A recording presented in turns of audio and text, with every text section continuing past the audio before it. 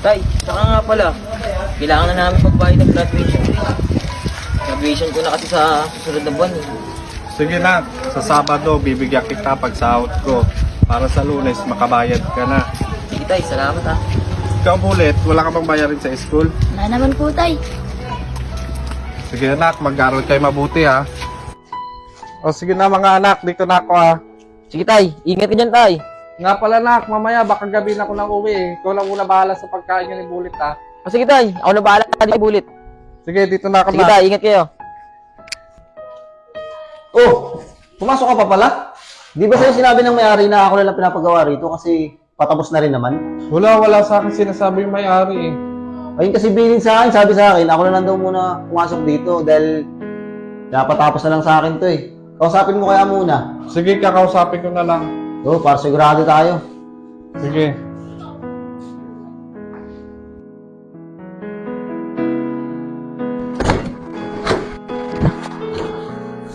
Tay! Pero kung gagawin kayo, Di na, wala na kasi ng trabaho eh. Isa na lang kasi kailangan doon, patapos na yung ginagawa namin eh. ganun ba? Tay, paano yung pambayad ko sa graduation fee? Next week na pa naman yun. Nak, benta na lang muna natin tong bike sa tita mo para may pambayad ka sa graduation fee mo. Naku tay, di ba pinaghirapan mo yan? Paano na lang pag magtatrabaho ka sa malayo? Wala kang gagamitin pang service. Okay lang yun, Nak. Sasala ko na muna to sa tita mo para pag nagkapera ako, matutubos ko rin. Para makabayad ka ng graduation fee mo. Ganun ba tay? Maraming salamat sa iyo tay ah. Ya mo, pag nakalubag-lubag tayo, mabawi rin natin yung bike mo. Sige, Nak, mag-miss ka na. Ihatid ko na muna to sa tita mo. Sige tay, mag-aasikaso na rin ako ang pagkain natin. Tao po. Parang Jerome. Uy, tol, ikaw pala yan. Bakit? Hindi ba ate mo, tol? Nasalasan ako cellphone eh. Wala ko ng pera ngayon eh. Oo, tol, nasa loob. Tara, pasok ko muna. Sige. Oo muna. Hindi yung kaibigan ko si Jonas, oh. Isasanla sa'yo ng cellphone. Sige, tingnan ko nga. Wala daw kasi siyang pera eh. Asan yung cellphone mo na isasama? Ay, oo. Nasanla ko sana 3,000 eh. Kore kung di kaya. Benta ko na sa inyo, 3,500. Maringin Tingnan nga. mo nga. Benta ko pa yung mga 5,000. Bago yan. Oo, ate. Maayos pa to. Tsaka aras walang issue, oh. Mabenta mo pa ng yan. Wala nyo yan. Hindi na to, old model na to eh. Kung gusto mo, 2.5 na lang. Purong baba naman nun. Puro na nga sa 3,500 benta ko yan eh. Bababa pa 2,500. Ikaw, kung ayaw mo, ibenta mo na lang sa iba. Basta ako, 2.5 lang ako. Yan. Sige na. 2,500. Wala akong talagang pera ngayon eh. Payag ka rin naman pala eh. Sabi naman kasi. Oh, ayan. Sige tol, dito na ako. Tayo sa salamat. Sige, tol. Ingat ka. Te, mababa na nga sa 3.5 yung benta sa'yo ng tao eh. Hindi na akong pang 2.5. Masyado ba naman natang binarat? Ano ba naman, Deo? Nagne-negosyo tayo. Walang ganun. Saka mas okay nga yun kasi mas malaki yung kikitain natin. Kinukontra mo naman kasi ako. Alam ko, ate. Negosyo mo yan. Pero, sobrang baba naman ng ginawa mo. Hindi ka ba natakotin na baka karmahin ka sa mga ginagawa mo na yan? Anong karma? Hindi uso yung karma, saka hindi totoo yung karma. Diskarte ang tawag doon kaysa tayo yung magutom. Ano ka ba naman, Deo? Pumunta ka na nga doon. Hindi, kala ka, te. Diskarte mo naman yan eh. Sige na, kina muna ako.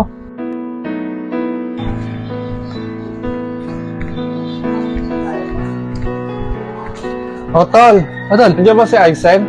O, tol, nasa bahay. Bakit? Sasalak sana muna sa kanya tong bike eh. Kasi kailangan ng pamangkin mo pang bayad sa school kasi mag-graduation na siya. Ganun ba? Nasa bahay, tol. Punta mo na lang. Baka nga din niya nakuhanin yan eh. Pahiramin ka na lang ng pera nun eh. Wala na naman tayo eh. Sige na, punta mo na lang doon. May pupuntahan pa ako eh. Sige, tol. Sige, Salamat. basta.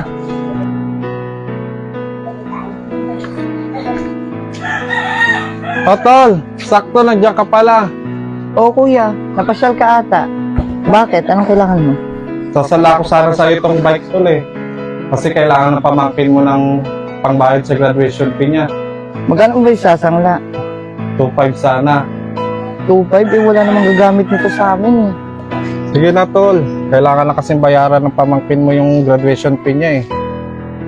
Sige, papairamin kita ng 2.5 pero pagbalik nito, 3,000 na. Grabe naman tol. Para namang ibang tao sa'yo niya. Parang di tayo magkapatid ah. Eh, alam mo naman kuya na pinapaikot ko lang yung pera eh. Saka alam mo naman na negosyo to eh. Ikaw, kung ayaw mong tanggapin, bahala ka. Sige na, tol. Wala naman akong magagawa eh. Kailangan ko lang talaga ng pera. Sige na kuya, ipasok mo yung bike dun sa loob.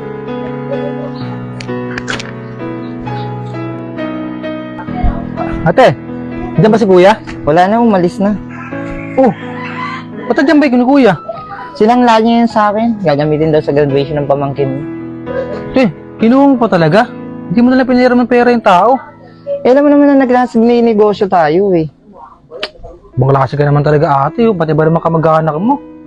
Eh, alam mo naman Negosyo pa rin? pinapaikot ko lang yung pera. Hindi naman pwedeng pairamin lang sila ng pera nang wala silang prenda. Eh, anong iyaano natin na pera papaikutin kung walang ipiprenda? Pag gaganyan natin, pumili ka naman ng tao na pagninegosyohan mo. Pati kamag-anak mo na yun din eh. Pag negosyo, walang kamag-anak. Siyempre, nagne-negosyo tayo. Hayaan mo sila para matuto sila. Yan na nga. Tatay. Tay! Tay, balita! Yan, nak. Nasanla ko na yung bike sa tita mo. Kaso may tubo na eh. 2.5 ko sinanla. Yung balik, 3,000. Grabe naman yun si tita. Imbis tulong niya na lang yung pagsandahan natin ng bike. Tinubuan pa. Parang di natin siya kamag-anak. Hayaan mo na, nak. Importante, makabayad ka ng graduation fee mo sa school. Salamat tay ah. Hayaan mo. Ngayong graduation ko. Pag bakasyon namin, maghanap akong trabaho. Para matulungan kita maitubos na natin yung bike mo. Tsaka para may makapag-ipon na rin ako ngayon. Tsaka tay, kailangan ko rin talaga makapag-ipon. Para pagtungtong ko ng college, meron ako pang tuition. Sige na, bukas na bukas, maghahanap din ako ng trabaho para mabigay ko yung pangangailangan nyo dito sa bahay, pati sa school. Sige tay. Tay, kain ka muna. Nag-ready na ako ng pagkain dyan. Kumain na kami ni Bullet eh. Yun na, kain na una ako. Sige tay.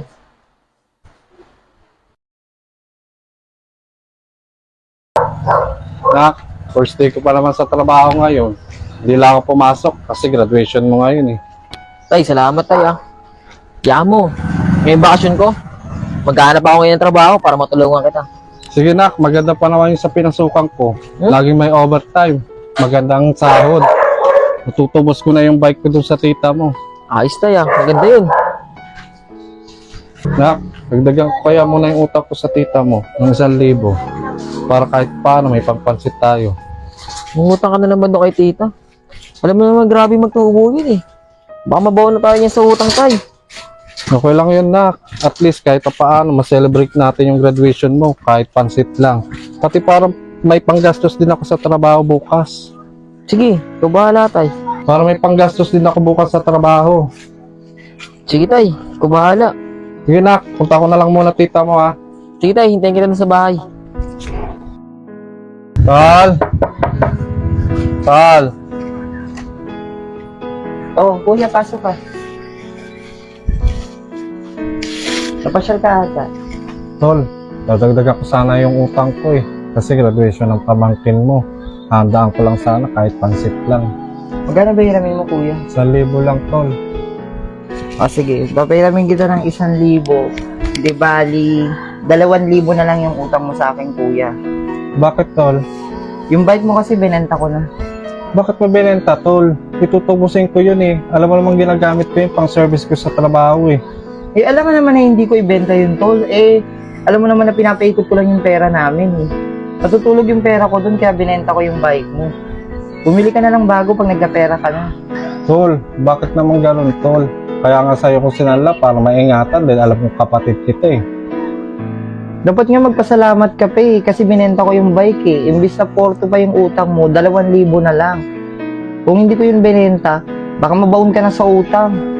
Grabe ka naman, tol. Alam mo naman importante sa akin yun, di ba? Pinag-ipunan ko yun eh, para mabili lang yung bike na yun. Tapos ibebenta mo lang sa iba. Grabe? Anong grabe, kuya? Kayo yung grabe. Kayo na nga yung tinulungan ko eh. Tapos ang ending, ako pa yung may kasalanan. Buti nga binenta ko yung bike eh, para wala ka ng utang. Saka bumili ka na lang ulit ng bago pag nagkatrabaho ka na. Kayo na nga yung tinutulungan, tapos parang ako pa yung masama. Sa susunod, wag na kayong lumapit sa akin. Tol, bago-baguhin mo yung ugali mo. Baka isang araw bumalik yan sa yung ginagawa mo. Pati akong kapatid mo, ginigipit mo. Oh, ito na. Ito na 1,000. Umalis ka na, dahil pa sinasabi. Basta bayaran mo yan ha. Pag di mo yan nabayaran agad, tutubuan ko na naman yan. Malis ka na dito, ang dahil pa sinasabi.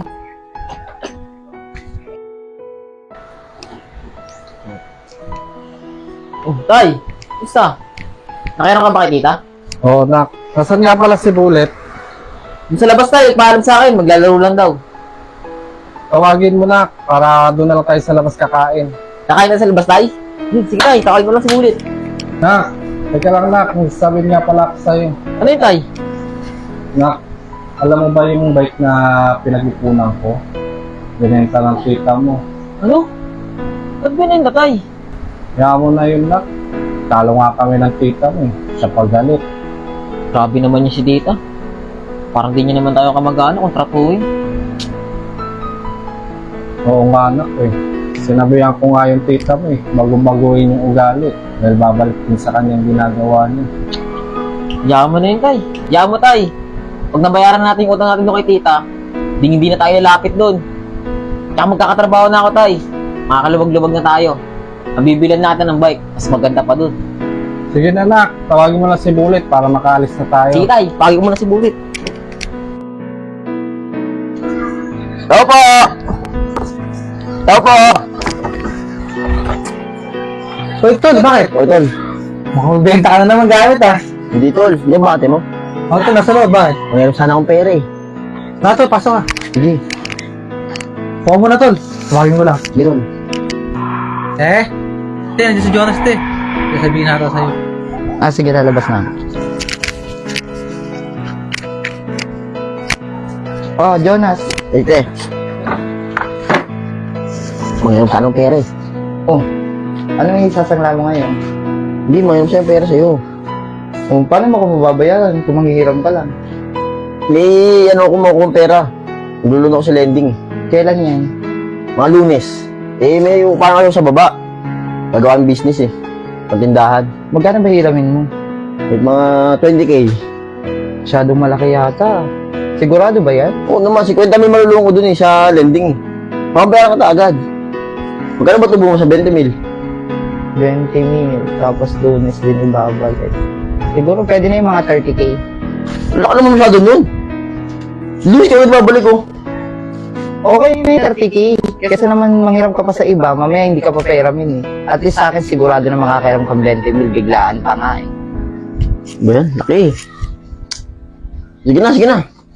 Basta sigurado yan sa Lunes ha. O sa Lunes, 50 may malulungan dun sa, sa lending namin. Papapuntahin ko na lang si Deo dun sa Lunes sa inyo para kunin yung pera. Hintayin mo na lang ako, kukuha lang ko ng pera sa kwarto. Sige. Oh, 20K yan kahit hindi mo na bilangin yan. Last na pera na namin yan eh. Basta siguraduhin mo sa Lunes ha. Oo, babalik ko to sa Lunes agad. Eh, alam mo naman. Siya yung sasanlat. Tsaka tropa si Deo. Sige, tiwala naman ako kasi kilala ka naman ni Deo. Sige na, sa Lunes na lang, papapuntahin ko na lang si Deo sa inyo. Sige, Sid. Salamat na. Sige, sige, sige.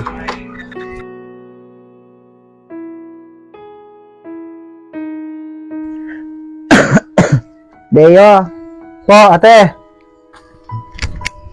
Bakit? puntahan mo nga muna si Jonas doon kasi Lunes ngayon. Ngayon siya magbabayad eh, sinabi ko na yun sa kanya. Puntahan mo siya doon sa bahay nila tapos pag nakuha mo yung pera, ibili mo na rin ako ng gamot kasi parang lalagnatin ako. Ah, sige, anong gamot yung bibiling ko, te? Yung para sa lagnat.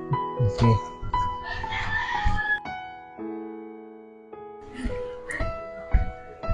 Uy, Nel, anong ginagawa mo dyan, Nel? Tusa kami ni tatay eh. Nihintay ko lang si Bullet. May tao ba dyan? Dito?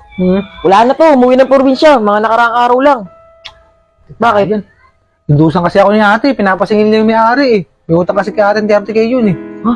Laki naman. Wala na to eh. Halos lahat ng gamit, dinala na dyan. Wala na kang gamit-gamit yan. May tayo dyan. Sige, ito na muna ako. Sige to. Take ko na si Bullet. May tayo dyan. Kung tinakasan si ate nun ah.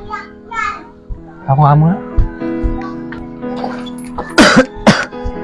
Te, Oh, Deo, nandiyan ka na pala. Ano, nasingil mo ba si Jonas? hindi nga ate eh. Kaling ako doon kala Joros, sabi sa akin na Junel. Wala na raw nakatira doon, nung nakaraang araw pa. Umuwi na raw ng probinsya. Ano? Ibig sabihin, tinakbo na tayo ni Jonas. Paano na tayo niyan? Andun na lahat ng ipon natin. Paano ako makakapagpagamot nito? Mga alam mga ate, sabi kasi sa akin, wala na raw yung tao dun eh. Nangyari sa'yo, te. Te! Te! Ate!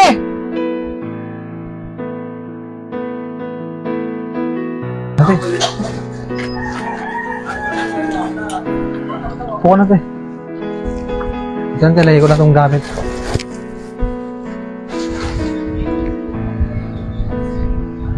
May tubig, oh. Ate, kamusta ka pakiramdam mo? Ito, medyo okay na. Buti na lang, sabi ng doktor.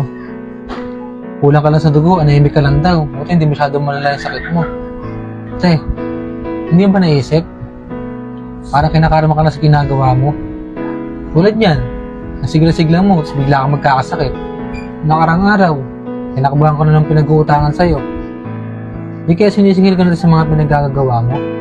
Kasi ultimo pamilya mo, nagagawa mo parang tubuan ng malaki. Alam mo, Deo, naisip ko na rin yan nung nasa ospital ako. Siguro, ito na yung mga kabayaran sa mga pinagagawa ko. Mali talaga man lamang ka sa kapwa mo. Imbis na tulungan mo sila dahil gipit sila, lalo mo pa silang ginigipit. Hayaan mo, pagkatapos naman itong nangyari, magbabago na ako. Mas maganda lang magnegosyo na lang tayo. Tapos lumaban na lang tayo ng patas. Kasi nakakatakot kalaban yung karma. Ibang maningil. Sabi ko naman sa'yo, ate. Buti naisip mo na yun ngayon. Oo, matagal ko na rin yung iniisip. Pero ngayon lang ako natauhan. Kung hindi pa siguro ako nagkasakit, hindi ko pa yun maiisip talaga. Tama yan, ate. Negosyo na lang tayo. Lumaban na lang tayo ng patas. Kung wala tayong nilalamangan ng tao. Tama yun, Deo. Para wala rin tayong naagrabyado.